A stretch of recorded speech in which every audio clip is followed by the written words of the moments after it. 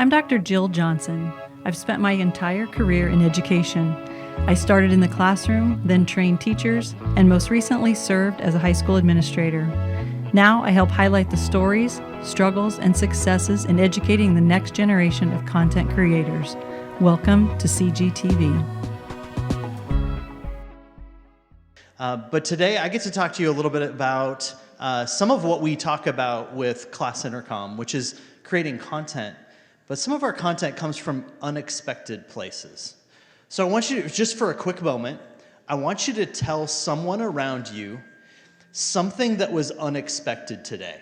So I want you to tell them something that you were like, hey, I either learned this or this happened and it was really weird. Like I can't explain why it was weird, but it was. Okay, go. Cool. So we're hearing some different thoughts. Some of you said it was something like a piece of content, or maybe it was a quote, or like we talked about, maybe it was like that you don't have to have a huge budget to create good content. Sometimes our expectations are altered. So I've got a few minutes to talk today, and I'm going to talk to you about a term that some of you may be familiar with, and some of you may not be, and that term is juxtaposition. Anybody know what juxtaposition means? Nope. I just heard a bold nope from the front. Okay, well, we're going to learn a little bit. So juxtaposition is this defined term which helps us understand it's when we put two things together and they have contrasting effect. Anybody know what contrast means? Contrast. It's black or white, right? It's high contrast would be totally, it's either black or it's white. It's yes or it's no. It's true or it's false, right? That would be high contrast. So as we look at things that are juxtaposed, those are things when they really don't feel like they go together. And all of a sudden that becomes surprising to us. Now, juxtaposition, I want us to start thinking about that because it's the foundation not just of content, but it's the foundation of a lot of other things. As we talk about purpose, as we talk about innovation, juxtaposition is a key element to all of those things. So we're going to talk a little bit about a juxtaposition of content first, because we're here at the Content Generation Workshop, and we're talking about content. So let's talk about how we see content being juxtaposed.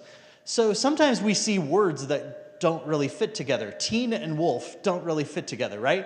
So when we think of media, a lot of the films that you see are inspired by some level of juxtaposition, right? Now, all of a sudden, when we put those two together, we have a movie that makes some sense. On the right side, what's the juxtaposition in that one? Anybody know what that's from? Stranger Things, right? Okay. And why pizza? Why retro pizza? Why do we automatically think of that being out of place enough that we remember not just the movie, but we remember the pizza from within the movie? It actually played a big role in the last series, right? The pizza place. Our Surfer Boy pizza played a big role because it so fit out of character for the rest of that series. That season, all of a sudden, was defined a little bit by the crazy pizza place and the stuff that we weren't quite sure how that fit. Now, sometimes we see juxtaposition because of where it's taken. This is a photo of a mom and a daughter together. This is one of the more popular photos last year. Now, obviously, it's a sweet moment, and the photo itself really isn't much of a juxtaposition until we start to think of where it was taken and the place. And now we see that this was a mother and her son in Ukraine getting ready to board a train. And all of a sudden we have this juxtaposition of emotion of how sweet that is to see a mother and her son, and how scary that is in the middle of a war. Juxtaposition is what starts to give us emotion. It's what starts to drive a lot of these stories that we've been learning about today together. So when you listened to Kristen this morning and she talked about Rita, and we heard Rita's story, we started to hear a high level of contrast in her story from what she was told she couldn't be to what she was, and how that affected her story. Now, juxtaposition sometimes is in the photo itself. This was another really popular photo this year in Ukraine, where it wasn't just the baby, right? It's in the midst of this chaos. Became something that really drove that story forward. And this soldier offered to help a family. And the family didn't give him their belongings. They handed their child. And here he is carrying that forward. Right? The emotion that we have comes from this juxtaposition, not just in the story, but sometimes in just a photo and knowing what that photo's about. We also see a juxtaposition sometimes in art forms. So we see it in places like this where certainly pebbles are interesting, but if I can find art out of something as random as pebbles on a beach, all of a sudden it starts to take randomness and create a form. So as we're looking for content that engages, thinking in the forefront of your mind how juxtaposition plays a role in that content and develops beauty out of something that was random. It pulls something that was chaos and finds meaning in it. Juxtaposition can take on a lot of forms. Now, we don't just have a juxtaposition in the way that we create content, but we also have a juxtaposition in innovation. As someone who works and creates companies and has gotten to work in a lot of different experiences with software and technology, we look for things that are unique, that are memorable. Just like all of you who talk to each other and you said, hey, here's something of the day. One of the people up front said, hey, I really didn't know what to expect today at the Content Generation Workshop. I'd never been here before, so all of it's unexpected, right? So when we think about innovation has a huge role in juxtaposition. So one of those might be that you find yourself, maybe you have a talent for drawing or art. Any of you like to draw? Any of you draw something today at your table? Or maybe you like to draw on the edge of your notebook. We've got a few of those. I'd love to see those later, by the way. So as you're drawing on the edge of your notebook and you're thinking, hey, maybe someday I could be a caricature artist. Sometimes when you're in a large city or you're walking through an art fair, you'll see a booth like the one on the left that is a caricature booth. And they might charge $20 for drawing your photo. But oftentimes you walk by those booths and there's no one at the booth. There's no one asking for their caricature to be drawn. But what I like about Devin and what he's done on the right is he started to say, why do I have to wait to get paid? Why don't I create content for strangers? And so he draws strangers on a subway, and he posts the video of his art being created on platforms like TikTok and Instagram. And all of a sudden, he's escalated his content creation to something that finds meaning. And when you see the reaction that he gets when he hands his subject a portrait of themselves, you get this light. And you get this juxtaposition that says, hey, it's not just about your ability to draw, but it's what you're doing for a stranger that becomes memorable and has allowed his content to be incredibly successful. Now, we also see it in average, everyday startups, right? So Subway was a restaurant chain that was created back in the 60s, but when Subway started to go downhill a little bit, someone sat around and said, hey, it's not all that Subway has created was wrong, but what's the restaurant on the left? Aaron referenced it this morning. It's what?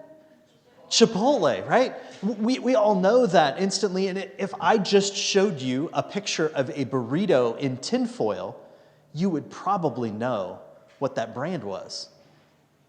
You see, they didn't take an entirely new concept, they juxtaposed a different idea next to it. And that happens in startups all over. It happens when we look at a startup like Uber, which is really a taxi cab driven by strangers.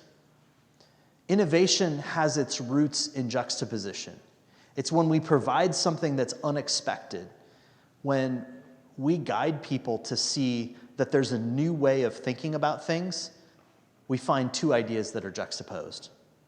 I was told as a kid not to get in cars with strangers. Anybody else told not to get in cars with strangers? Now we have a company, right, that is designed around getting into vehicles with strangers. So what did they have to solve for? Well, they had to work a lot on safety. And they had to work a lot on trust. Because sometimes when you have a juxtaposition of ideas, there's something in the middle. And in their case, trust was right in the middle of figuring out how to do that. Now we also have a company like Netflix, who started as a juxtaposition of looking at what we experienced as Blockbuster years ago. Now there aren't any Blockbusters. There's one that's sort of open still in Oregon that you can go visit, which is much more of a museum than it is a place to rent movies. But we used to rent movies on physical media. And when Reed, the founder of Netflix, went to talk to Blockbuster, he originally pitched Blockbuster a $50 million offer to partner Netflix and Blockbuster together. They laughed at him. And they laughed at him because they thought there was no way that their business model could be challenged by this young startup in Netflix. And Netflix is so much larger than Blockbuster could ever be, than they could have ever been in their traditional model. And they're now worth $160 billion. And they were laughed at for $50 million. Now, sometimes we have a juxtaposition in the companies we create because we're dissatisfied with the way that the other companies treated people. I see a number of you wearing glasses, and I wear glasses sometimes too. One of the really annoying things, especially growing up with glasses, is that they're really expensive. And I tended to break a lot of my glasses when I was young. Because I would go out and I would play sports, and all of a sudden my frames would break, and my parents would get frustrated because now we had to go back and buy more glasses. Well, Warby Parker came around and said, what would happen if we created our glasses at under $100 a pair? But not only if we created them at under $100 a pair, but what if we also, just like Tom's shoes, we gave away a pair of glasses for every pair of glasses that was purchased? Now, they didn't reinvent glasses. Glasses have been around for a long time. But the juxtaposition comes in a matter of purpose. And it says, what if we change the price model? And what if we change the expectation that now we can help, by every purchase, help other people to be able to see and have the kind of vision we do? Purpose can be a juxtaposition for you. So when we think of a juxtaposition of purpose, it can take on a number of forms. But when we think about the content we create and the photos we take can take on their own life of juxtaposition. This photo that you see here was Walter. In 1963, Walter became a civil rights icon because while he was walking through the protest, he was unafraid of the dogs who were set on the protesters. And he walked boldly. You can see him as he has a somewhat clenched fist, and he's appearing to lean into the dog that's attacking him rather than running away. This photo became the highlight piece of the civil rights era in 1963. Now, certainly the photos we've seen of Martin Luther King standing on big steps and giving a huge speech were memorable and important to the civil rights movement. But the juxtaposition in a photo like this are part of what has propelled that movement forward at a time when things were incredibly hostile. So when this was taken in Alabama, Walter became the icon for civil rights with this photo. And it started to affect a lot of change. But it can also be that we start to look in our own fridges and in the world around us, and we start to look at places that, Americans waste an incredible amount of food. In fact, there's estimates that we waste 3 times the food that we consume, right? It's a tremendous amount of waste. Yet we know that in America, 1 in 6 people are food insecure. That means that there's a number of you who may be food insecure here. And for that, we know that there are places that want to help. But the juxtaposition comes from those of us who look around with compassion and say, what if we took this empty fridge and filled it with some of the excess that we find in other places? So there's not just food banks, but startups like Copia who are designed around donating food to those people who need it. So when we think about content, and we think about the purpose and vision we have for changing the world with content, it comes through the juxtaposition. It comes through separation. It could be a juxtaposition of age. How many of you have been told you're too young to do something? Oh, come on. We've all been told that, right? We've all been told we were too young to do something or accomplish something. And Alex Scott was this young child who decided to start a lemonade stand. And during her lifetime, raised over $1 million for pediatric cancer.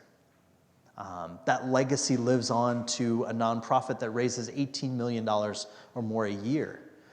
But that juxtaposition of age doesn't have to be your disadvantage. It can be your advantage. It can be your opportunity to say, it's not just that I'm this age. It can be a benefit. We had a team a couple years ago that came to the Content Generation podcast, or came to the Content Generation workshop, and went back to Central City, Nebraska, and ended up working on content that raised $80,000 for their school. That's a tremendous impact in a town like Central City, and Nebraska Christian was able to raise that money to help fund their school, to build new projects. But that was born out of the kinds of ideas of generating great storytelling in video work, in their case. So for all of us, we're a bit of a juxtaposition today, in that we're here at a time when people say that social media is terrible, and that they say that there's only negative impacts for social media, and especially for youth, for all of you, that social media can only have negative impacts. And I think the juxtaposition that we can live out today and going forward isn't just to make great content, but it's to start to realize that we can be a juxtaposition. It's that we can do something unexpected. And Class Dinner Time students have done all sorts of incredible things. Not just raising money, but developing charitable causes, giving to their friends, highlighting their peers, finding ways that content can make the world a better place. And that in and of itself allows you to be a juxtaposition in the content you create and in the purpose that you're living your life with. So I want to thank you for being here at the Content Generation Workshop. And we're going to give you we're going to highlight some more, I think, Jill, right? All right. Well, I can give you a few minutes too. So after hearing this, I want to give you a quick minute to say, again, we're going to refresh back and share with someone at your table, what is one thing that you see your content can have a juxtaposition? Maybe it's something for your school. Maybe it's a way that you can see how your content can be juxtaposed with something that's happening in your school or in the world when you get back.